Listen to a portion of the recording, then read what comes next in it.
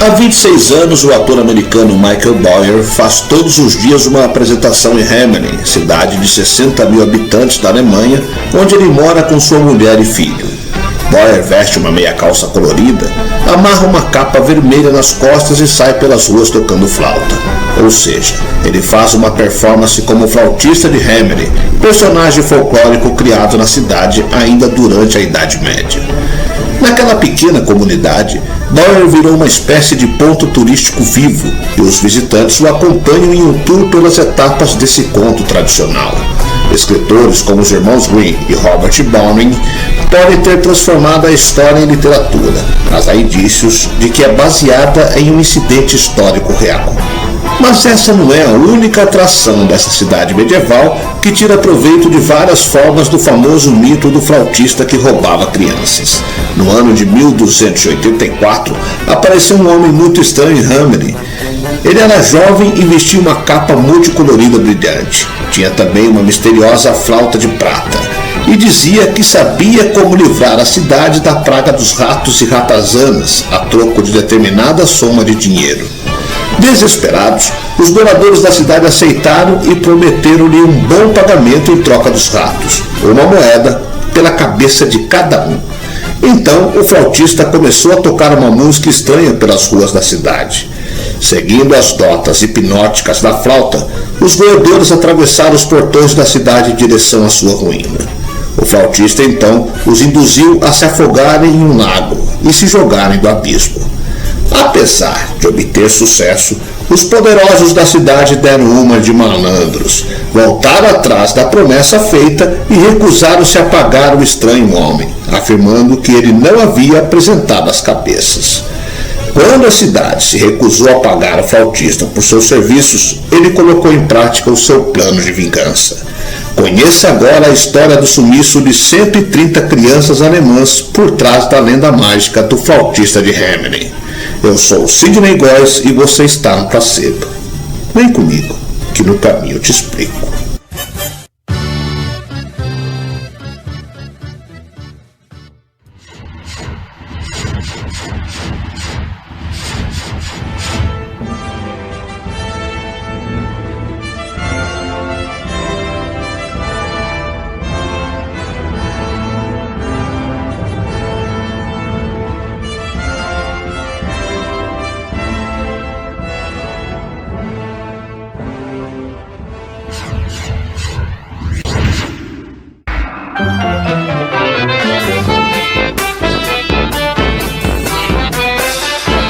Há muito tempo, na cidade de Hamelin, aconteceu algo muito estranho.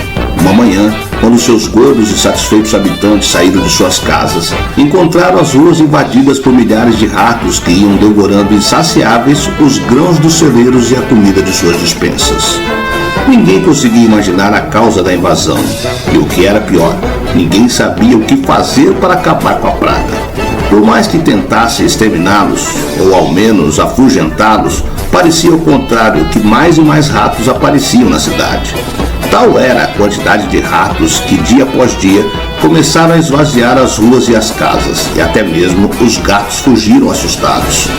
Diante da gravidade da situação, os homens importantes da cidade, vendo suas riquezas sumirem pela velocidade dos ratos, convocaram o conselho e disseram: daremos 100 moedas de ouro a quem nos livrar dos ratos. Pouco depois se apresentou a eles um flautista alto e desengonçado, a quem ninguém havia visto antes, e lhes disse: a recompensa será minha, esta noite não haverá um só rato em Hamelin. Então começou a andar pelas ruas, e enquanto passeava, tocava com sua flauta uma melodia maravilhosa, que encantava aos ratos, que iam saindo de seus esconderijos e seguiam hipnotizados os passos do flautista que tocava incessantemente. E assim ia caminhando e tocando. Levou os ratos a um lugar muito distante, tanto que nem sequer se via as muralhas da cidade. Por aquele lugar passava um grandioso rio, onde ao tentar cruzar para seguir o flautista, todos os ratos morreram afogados. Os remenineses, ao se verem livres dos ratos, respiraram aliviados e, tranquilos e satisfeitos, voltaram aos seus prósperos negócios e tão contentes estavam que organizaram uma grande festa para celebrar o final feliz, comendo excelentes manjares e dançando até altas horas da noite. Na manhã seguinte, o flautista se apresentou ante o conselho e reclamou aos importantes da cidade as 100 moedas de ouro prometidas como recompensa. Porém, esses, liberados de seu problema e cegos por sua avareza, reclamaram: saia da nossa cidade, ou acaso acredita que te pagaremos tanto ouro por tão pouca coisa como tocar a flauta? Em seguida, os honrados homens do conselho de Hamley deram-lhe as costas dando grandes gargalhadas. Furioso pela avareza e ingratidão dos remenineses, o flautista, da mesma forma que fizera no dia anterior, tocou uma doce melodia, e uma outra vez, insistentemente. Porém, desta vez não eram os ratos que o seguiam, e sim as crianças da cidade que, arrebatadas por aquele som maravilhoso, iam atrás dos passos do estranho músico. De mãos dadas e sorridentes, formavam uma grande fileira, surda aos pedidos e gritos de seus pais que em vão tentavam impedir que seguisse o flautista. Nada conseguiram e o flautista os levou longe, muito longe, tão longe que ninguém poderia supor onde as crianças foram parar. Todos ficaram muito desesperados e procuraram durante dias suas crianças, mas não encontraram nenhuma. Então, o flautista voltou à cidade e foi se encontrar com o conselho, que foram logo lhe pedindo: por favor, flautista, traga nossas crianças de volta. Prometemos pagar tudo o que devemos a você. O flautista concordou com uma condição: nunca mais nenhum habitante de Hamlin iria descumprir uma promessa. Todos concordaram e assim o flautista começou a tocar em sua flauta uma outra melodia. As crianças foram voltando aos poucos e logo estavam todas com seus papais e mamães. O conselho pagou o que devia ao flautista por livrar a cidade dos ratos e depois daquele dia nunca mais nenhuma pessoa em Hamlin descumpriu a promessa.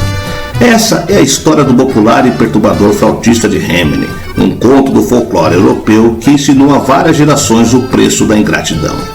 Os notórios irmãos Grimm foram os responsáveis por terem reescrito a história pela primeira vez, em 1816, a partir do que o escritor Goethe havia retratado em seu livro 13 anos antes. O conto do flautista foi destacado em um vitral colocado na igreja de São Nicolai, em Hamlin, por volta de 1384, mas que foi destruído em 1660. O historiador Hans Dobert se encarregou de reconstruí-lo na era moderna. A história sobreviveu por meio do boca a boca dos cidadãos, que foram passando-a para seus filhos e netos como um conto de moral.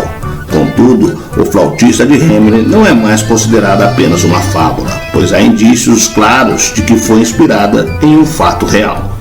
E embora cada escritor tenha dado seu toque à narrativa, o enredo básico permaneceu o mesmo. E não é só a lenda que parece ter resistido ao tempo. A cidade de Hamlin até hoje parece fazer parte de um conto de fadas. Há mansões burguesas do século XVI decoradas com frontões góticos e construções exuberantes que mais parecem um bolo de casamento, oferecendo belos exemplos da arquitetura do final do Renascimento, típica do noroeste da Alemanha, com gárgulas a espreitar e esculturas em madeira policromada de cores vivas. No entanto, tudo isso é apenas pano de fundo para a verdadeira indústria artesanal da cidade, que capitaliza tudo o que tem a ver com o flautista. Os restaurantes locais preparam um prato de cauda de rato, exclusivo, feito de fatias finas de carne de porco, enquanto as padarias vendem pães e doces em forma de roedor. O Museu Hamlin apresenta uma recriação da música do flautista. Atores locais encenam uma peça ao ar livre durante o verão e as lojas vendem recordações da cidade inspiradas em ratos. Se quiser, você pode voltar para casa com a mala cheia de camisetas, imãs de geladeira, canecas e flautas do flautista de Hamlin. No entanto, o que poderia se tratar de um mero alívio cômico esconde algo mais profundo e sugere porque a lenda ainda vive não apenas em Hamlin, mas no folclore da região. De certa forma, o conto alimenta um medo primitivo no qual o flautista é uma versão de um bicho-papão universal que continua a nos assombrar. Os pais sempre temem a perda de seus filhos. Todos os dias, em alguma parte do mundo, uma criança desaparece. O flautista é, em última análise, a face da morte. Uma placa na fachada de pedra da chamada Casa do Flautista, residência privada datada de 1602, evidencia o mistério. Em 26 de junho de 1284, no dia de São João e São Paulo, 130 crianças nascidas em Hemel foram retiradas da cidade por um flautista vestido com roupas multicoloridas. Depois de passar pelo Calvário, perto de Koppenberg, desapareceram para sempre, diz a inscrição. A inscrição não é o único indício. Uma anotação nos registros da cidade de Hemel, datada de 1384, lamenta que já se passaram 100 anos desde que nossas crianças partiram. O vitral da igreja de São Nicolau da cidade, destruída no século XVII, mas descritos em relatos anteriores, ilustrava a figura do flautista com várias crianças fantasmagóricas de branco. Além disso, o manuscrito de Lullenberg, do século XV, junto com 5 versos de memória histórica, alguns de latim e outros em alemão da Idade Média, fazem referência a uma história semelhante de 130 crianças ou jovens que desapareceram em 26 de junho de 1284, seguindo um flautista até um lugar chamado Calvário ou Koppen. E assim, o flautista, mais do que uma lenda, se torna símbolo de um grande mistério histórico.